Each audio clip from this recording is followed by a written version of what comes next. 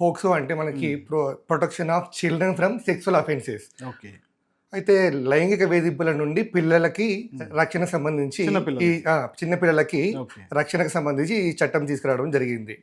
ఈ మధ్య కాలంలో మనం జనరల్గా తరచూ అందరూ అనుకున్న మాట ఏంటంటే ఈ మధ్య కాలంలో పిల్లల మీద లైంగిక దాడులు బాగా విరిగిపోయాయని చెప్పి మనం మాట్లాడుకుంటా ఉన్నాం. అవును. అంటే గతంలో పిల్లల మీద లైంగిక దాడులు లేవా, ఇప్పుడే ఎక్కువయ్యాయా?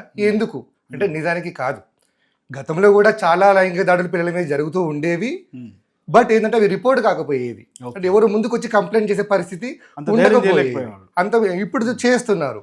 దానికి కారణం ఏంటంటే ఈ పోక్సో లాంటి ఒక పటిష్టమైన చట్టం రావడం, సిస్టమ్ అనేది పటిష్టంగా తయారవడము, ఇట్లాంటివి రీజన్స్ అనమాట. సో గతంలో ఎందుకు రిపోర్ట్ చేయట్లేదు, ఎందుకు చేయరు? వాళ్ళ అమ్మాయి మీద ఒక ఇంట్లో తన సొంత కూతురి మీద లైంగిక దాడి జరిగిందంటే వాళ్ళు ఎందుకు రిపోర్ట్ చేయరు? దాచిపెట్టాల్సిన అవసరం ఏంటి? అంటే వాళ్ళు నోరు తెరిచి బయటకు వస్తే వాళ్ళకి తిరిగి నష్టం ఎక్కువ అన్న భావన. ఎందుకు అంటే నలుగురిలో అది స్ప్రెడ్ అయిపోతుంది, మీడియాలో వస్తుంది, సో పరువు పోతుంది. తర్వాత అమ్మాయికి ఫ్యూచర్లో పెళ్లి కావడం అనేది కష్టం అవుతుంది. పోలీస్ స్టేషన్కి ఇవన్నీ కాదని చెప్పేసి పోలీస్ స్టేషన్ వివక్షకు గురవుతారనే ఒక అభద్రతా భావం. Even police station